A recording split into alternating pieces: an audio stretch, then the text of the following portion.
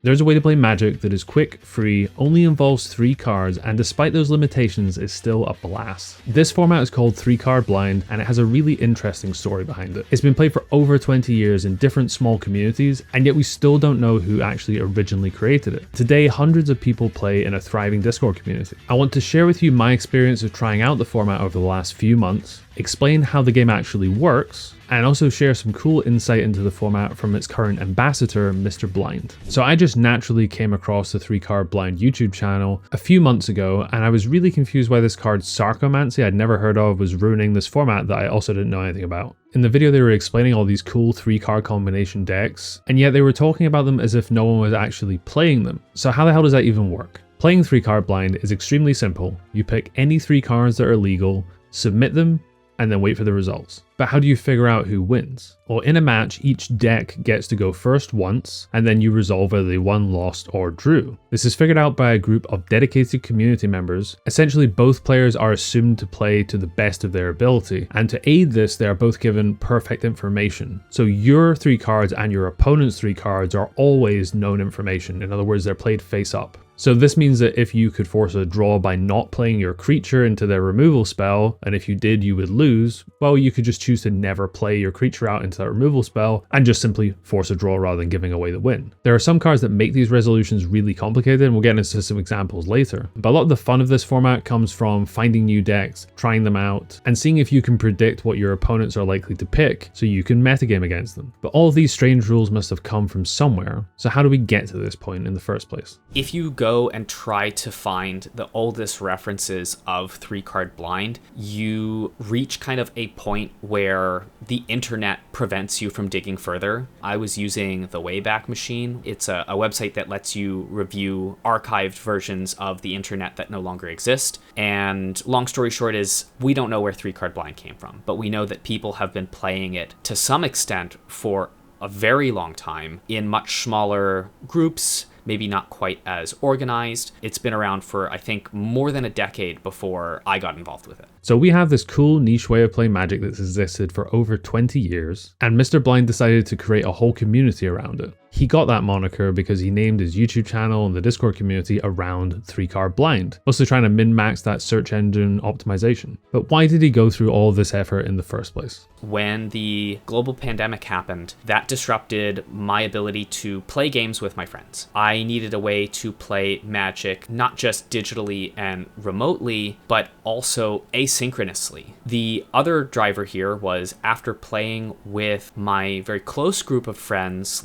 I kind of realized that this is a super cool way to play the game that I think other people would enjoy, but there isn't a means by which people can get involved. This kind of started with just playing around in Excel files, and then at some point I decided, let's take a break, figure out a way to present all of this information in a very kind of digestible and appealing way on a somewhat polished website, as well as develop a stream of content that I think that the relationship between games and their communities and content is really critical. And if you want something to be adopted in a meaningful way, people have to be able to consume content other than just playing the game itself. They need things like videos to watch. So I found out about the format just when a new tournament was starting. These are held monthly, and I thought, why not give it a shot? There'd just been a combination of big bans and unbans in the format, and I liked the look of one of the new cards. Chancellor of the Forge had been unbanned, which allowed for an old deck to resurface, where you play Chancellor of the Forge, Island, and Foil. This allows you to put out a creature on turn 0, and then have a counterspell to protect it. We'll talk about it more in the future, but there's a couple of interesting ways to play the format. Either you can really emphasize how much you win on the play, or you can try and find ways to break serve. I think often the absolute best decks are good at doing both of these things. So anyway, I didn't think about it too hard. I thought, yeah, this looks pretty good to me, locked it in, and then waited for the results to roll in. To my surprise, not only did I do very well, I ended up joint winning my little pool, which got me a lot of ELO. Turns out I actually dodged a massive bullet in my first month because there was a far stronger card available that I wasn't even really aware of. Eumidian Hatchery is a innocuous commander card, but in 3-Card Blind it allowed you to not only have a mana source, but also a potential massive multi-target threat that you could scale up over time. It ended up having a pretty disgusting win rate throughout that month and was very promptly banned, which brings us on to how this community manages bans and unbans, and they do it in a pretty aggressive and regular fashion, unlike most Magic formats. There is a necessity behind this. So in normal Magic, you have 60 cards and you have randomness and you have differences in player skill, all of which kind of lead to the ability to mask what a solved meta looks like. And it can take much longer to solve a meta, even with huge number of players for 60 card format. For 3 card blind, the number of variables you have is very limited. You expect players to not make mistakes. So everything's super controlled and players can simulate a tournament independently of other players. And we have some players in our community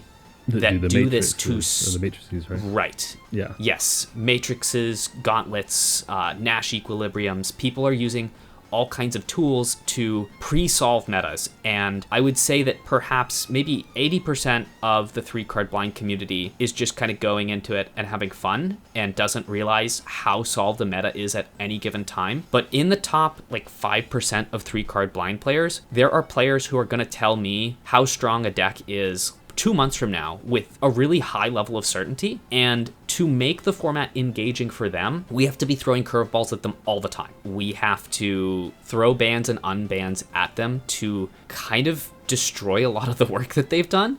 And force them to do it again. For the most part, I think both those players like that. That's part of the process for them. If all this talk of maths, Nash equilibriums, matrices is terrifying you, then I just want to reiterate that you don't have to engage with this stuff at all if you don't want to. I certainly haven't touched it yet, and I may never do so. You can even go to the complete other extreme and just register 3 Mem Nights every month and see what happens. I asked him what he thinks of people that do this. I think that that's a really kind of awesome way that people can enjoy the format, and that I think that there are some people who view the format as this big puzzle where they're going to solve it, and other players who kind of view it as like a pachinko machine where they're like, I'm gonna put this funny little thing in the top of this machine and just see where it lands. It was so funny to me when I found out that this is not merely a joke, it is a very dedicated bit for a lot of people. Yes.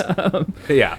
With such rampantly overpowered cards as Mem Knight running around ruining the format, you might wonder, what does it take to be so strong as to be permanently banned in 3-card blind? Cards that we believed were just too powerful to exist in the format. Thassa's Oracle being kind of the poster child for that. Another is cards that created functional issues for running the tournament. I think the best example of that right now is Death Shadow. You don't realize how hard it is until you start doing the math and just realize the decision trees are really large, and having played that card in tournaments, yeah, I can imagine. But it's even worse when you're having to correctly, because you're having to decide if it's correct to attack or not.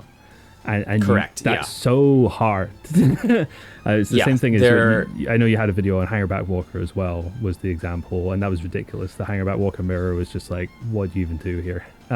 Right. Yes. And Hangerback Walker is a card that I don't think we've currently permanently banned it, but it's definitely come up as a issue a couple of times. The last category, though, a card like Ghost Quarter is functionally identical to Strip Mine. Kind of challenge here is that Strip Mine is a card that people kind of expect to behave a particular way from how it behaves in normal Magic, and Ghost Quarter behaves exactly like Strip Mine, but is kind of like wearing a disguise. The idea behind putting it on the permanent ban list was just to kind of reduce the number of cards players have to keep track of in terms of legality. I think it was just me and my friends at the time, and I think we had a month where we banned Strip Mine, and the following month somebody played Ghost Quarter, and I was like, come on. I feel like you've in the spirit tricked of us. things. Yeah. Exactly. This was we meant to ban this. As of recording, I've completed 3 different tournaments of 3-card blind, and I've just entered into the 4th one. And each month I basically looked at what was strong last month, what was strong historically, and kind of picked what I feel like might be good against what I think people might be playing. It's the most vibes-based thing you could imagine. In month 2, it looked like people were going to be quite excited to play Rishadan Port, which had been recently unbanned. So I wanted to play something that could hate on that a little bit. I had a look around and I locked in this Scythe Tiger, Undiscovered Paradise, and Encroach discard deck. If you get to go first, you're going to be able to completely rip their hand apart, maybe take their only mana source, stop them from being able to do anything, and also deploy a threat that is really hard to manage. And on the draw, the 3/2 might just be bigger than whatever creature they're playing, and you can force a draw, for example. This deck also did really well for me. But some people were doing some pretty cool things with Sol Ring, and that made me think, well, I wonder if I could give it a go too. So the next month I went with a Mutavault, Sol Ring, and Anvil of Begarden deck. This deck was looking to play Anvil of Begarden on turn 1, mess with the opponent's hand, and slowly whittle away at them with Mutavault. And it ended up having very polarizing matchups where sometimes it would 2-0 or it would 0-2, quite different from the Scythe Tiger deck. And unfortunately, for the first month, I actually ended up losing a bit of ELO. And going into this month, there's a lot of cool choices to make. And if you look at either the website or the most recent YouTube video on what decks did well, you'll almost certainly get some inspiration. One of the cool things about the format is that cards that you wouldn't give a crap about are really important meta staples, and also just weird combinations of cards can make really strong decks. I think what I enjoy the most is when a new deck kind of emerges that I haven't seen before and it does really well, which has come in a lot of different forms. But I also really enjoy decks that kind of leverage the weirdness that comes with 3-card blind itself. So a great example of this is Shelldock Isle, Lion's Eye Diamond, and Emrakul the Aeon's Torn. So you discard it, shuffle it back here, in, and then you put it under Shelldock, and then you still floating the mana to use it straight away? You do need to you need to take 2 turns. So in your first turn, you play Lion's Eye Diamond, you play Shelldock Isle. Shelldock Isle's trigger is on the stack, and you have to, while that trigger's on the stack, sack your LED, which is going to put LED and Emrakul into your graveyard, shuffling both of them back into your deck. The Shelldock Isle trigger resolves, you put Emrakul under Shelldock Isle. LED's still in your library. The following turn you draw LED, and now you can use the LED to get Emrakul out of the Shelldock Isle.